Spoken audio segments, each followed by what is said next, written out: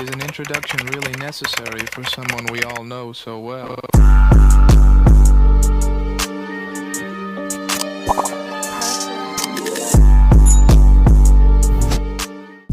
Hey, hello, great day, grand rising, however you like to be greeted. I hope you are doing great. Welcome if you are new here, and great to see you back if you've been here before. Before we get started, make sure you are subscribed. We are building a bomb nail community over here, and we'd love for you to stick around and hang out with us. Turn your notifications on so your nosy ass doesn't miss anything. Like this video, because I spent a lot of time making this shit, and we're about to get into all the juicy details of this set. Fair warning, you will hear the chaos of my children in the background. Outside of being a YouTube nail tech, I am a mother, a stay-at-home mother to be specific. There really isn't a time that I do not have my children around unless they are asleep, which nap time for 2 toddlers is hit or miss if you didn't know. Anyway, for today's set, as you probably already saw, we are using New Pink from Tone's products, and of course I am pairing it with the Tone's products Low Odor EMA Watermelon Scented Monomer. Anyone looking to purchase from Tone's products, you can use my discount code CHLOCHLO to save a little bit of extra coin on your entire order. Also, don't forget, for the entire month of October, they are having a $100 golden ticket giveaway. All you have to do to be entered for this giveaway is simply place an order on the Tone's products website. They are randomly selecting a winner every single day, so make sure that if you have placed an order in the month of October that you are thoroughly checking your box for the golden ticket. So I'm making me a new press-on set, y'all. As you can see, this is much shorter than the last press-on set that I made. I am making this set for my right hand. Y'all usually see me doing a non-dominant hand acrylic application. I am right-handed, and I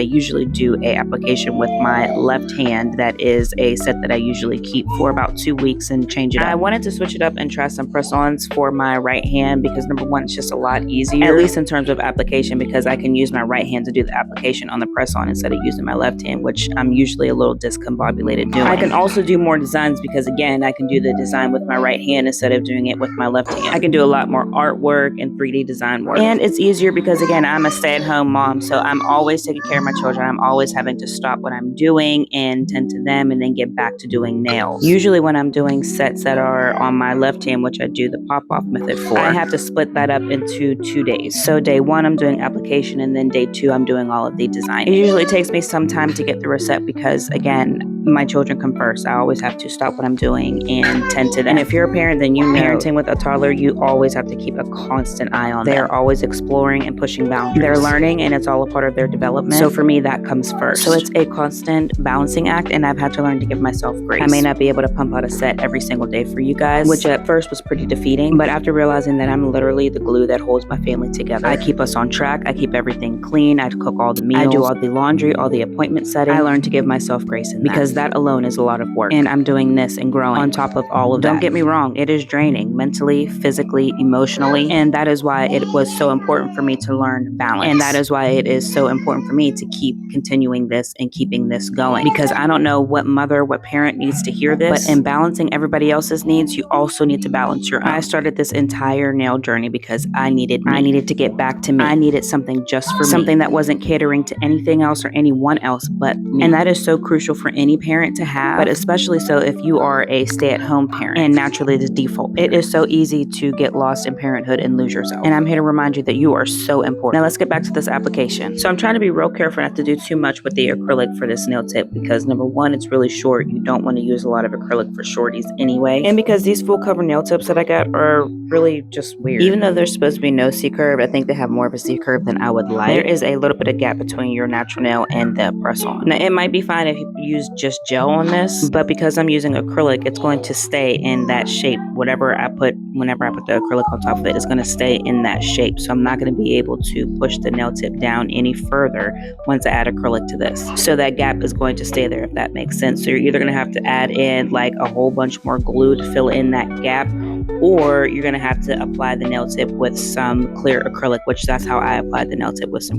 clear acrylic. But because of that height, it's going to make the nail tip look more bulky, and I don't like that at all. So just don't use too much acrylic if you have a nail tip that's like that. Also, towards the back where the cuticle is, I'm only using a little bit of acrylic. As you see, I just kind of feather it back, so there's just a really, really thin layer. That way, when I apply the nail tip, it looks like just a regular acrylic application. So this is just really simple, you guys. I'm going to let you guys enjoy the application, and I will check back in with you guys in a little bit when we do the filing and shaping, which really isn't honestly a lot at all. So I'll be back, you guys. Enjoy the application.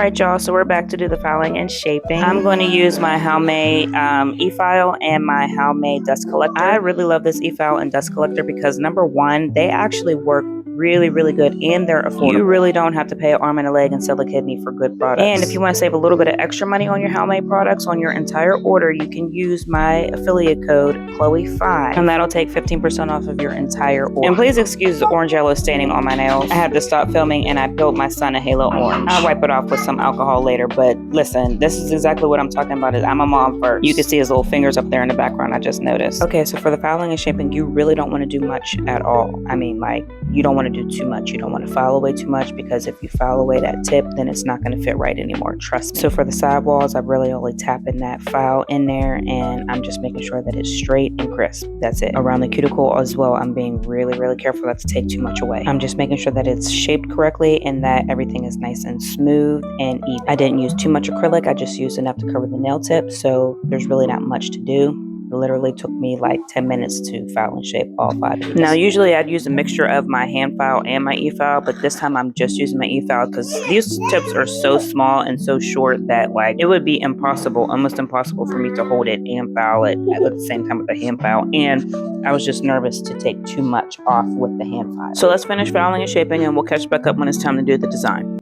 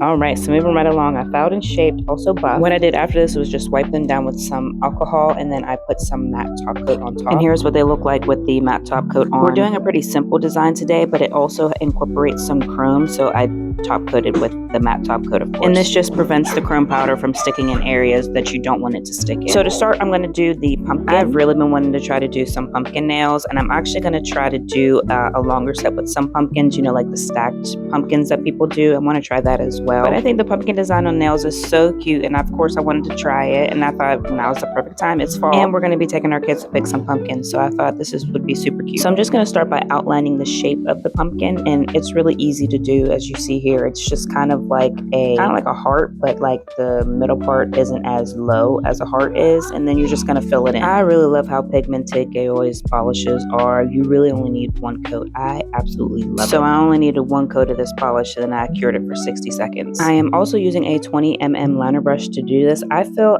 as though the 20mm liner brush is like the perfect length to do a lot of designs. I'm the most comfortable with that length. The 25mm, I think sometimes is a little too long for me. Not sometimes, a lot of the time it's a little too long for me.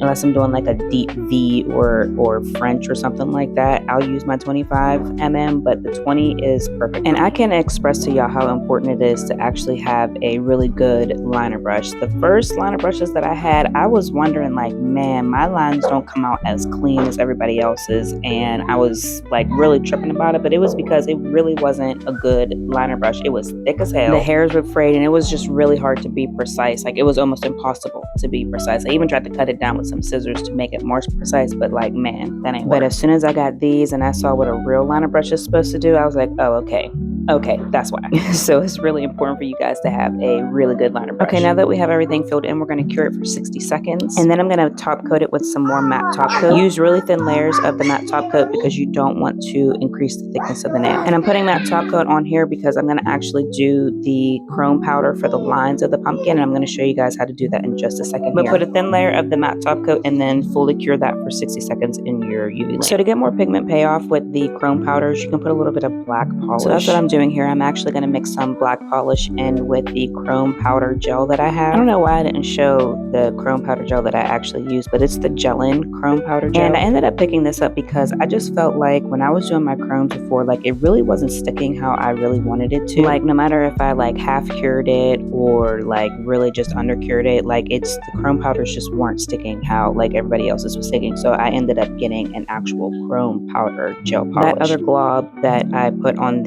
that I'm going to be putting on the palette too right here that I'm mixing in. That's a little bit of rhinestone glue because I'm going to be doing a textured chrome nail. And I'm just mixing in a little bit of that black pigment so I can actually see like the design as I'm doing it. I have really bad eyes and for whatever reason, I never got my glasses But I actually want to be able to see very clearly the design and directions that I'm going in and, you know, make sure that I like it before I actually cure it down and continue on with the rest of the design. So we have our mixtures going on here and we're going to start doing the design. And I'm actually going to start with the textured design. I have a pretty good clear direction for the other nails, but not really a clear direction with this one. I just kind of wanted to go with the flow for this textured nail, but I wanted it to have like, you know, lines and curves and swirls, kind of like a more vintage kind of look.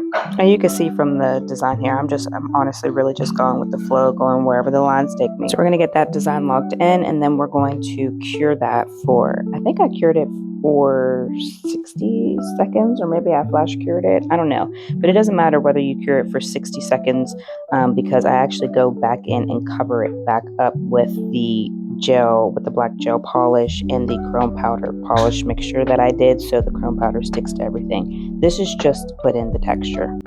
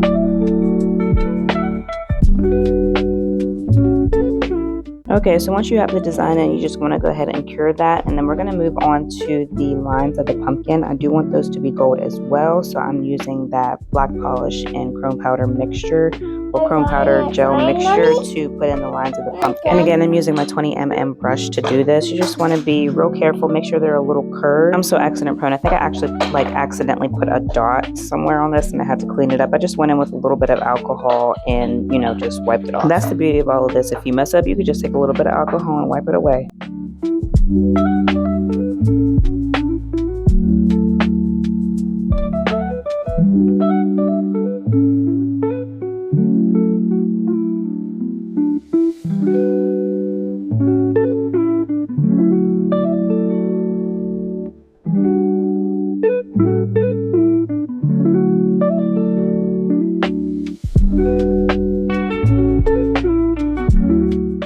Okay, so once we have the lines of the pumpkins, we're actually going to do the top of the pumpkins. And honestly, it's just an upside down triangle. It is so easy. Just put an upside down triangle.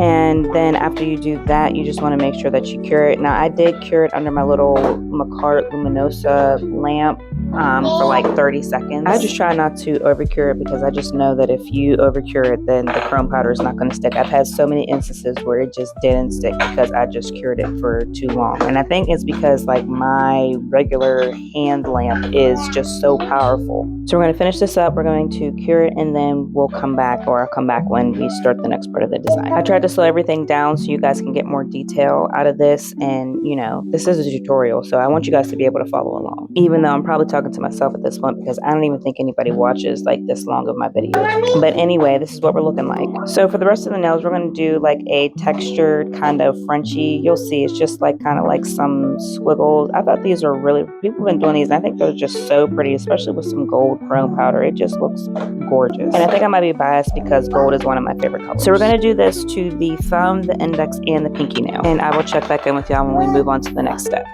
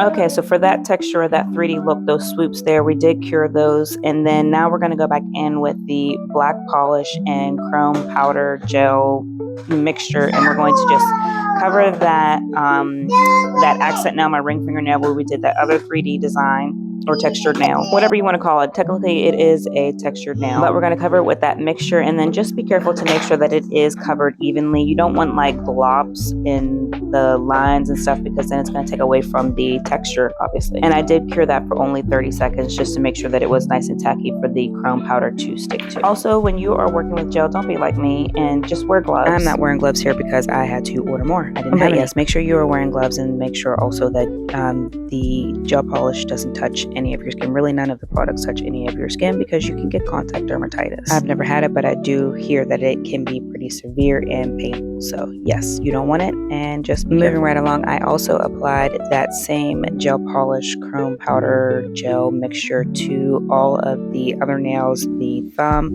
the index finger, and the pinky finger. I applied it to those because we will be, like I said, putting chrome powder on those. And what you see me doing here is I'm just cleaning up those lines to make sure that it's nice and sharp and that the chrome powder isn't going to be sticking anywhere that I don't want it to stick. And after you do that, you just want to cure it for 30 seconds, which is exactly what I did after I was done cleaning all of these up.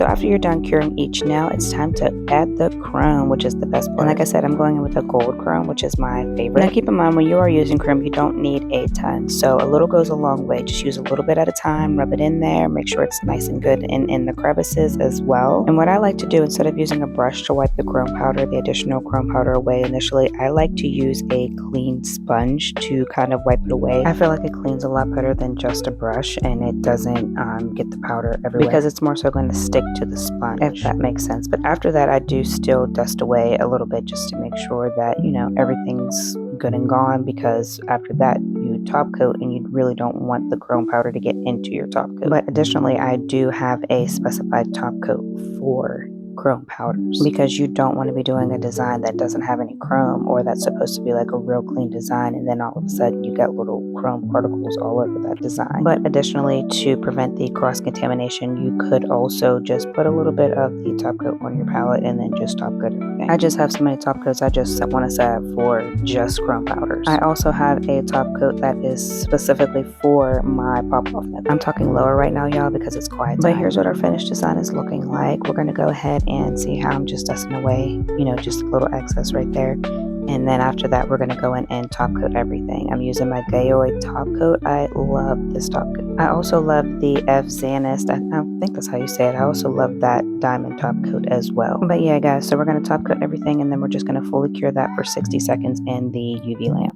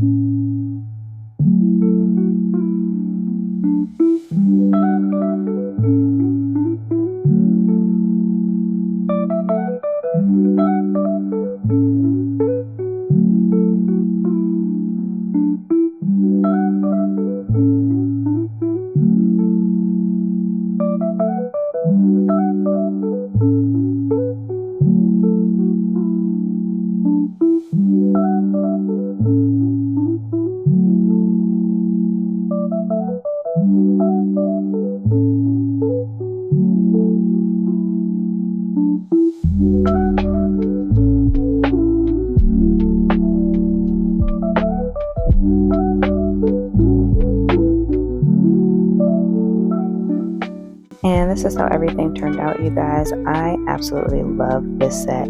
Absolutely love it. I think it is perfect for a pumpkin patch outing. Let me know what you guys think down in the comments below. Here's what they look like applied. Like I said, I did apply these with just some clear acrylic. If you guys want to see that process, just let me know. I can show you guys. And for real, I thank you guys so much for watching. If you are here during this part, man, you are a real one. I really thank you so much. This is a lot of work. It takes a lot of time, especially doing this around children, and you made it to this part and you've watched my entire video. I cannot thank you enough. I'm so deeply thankful. Please don't forget to like, comment, and subscribe, and I will see you in my next video. Bye. Come back at 6, wake me and your child, and then won't lay today.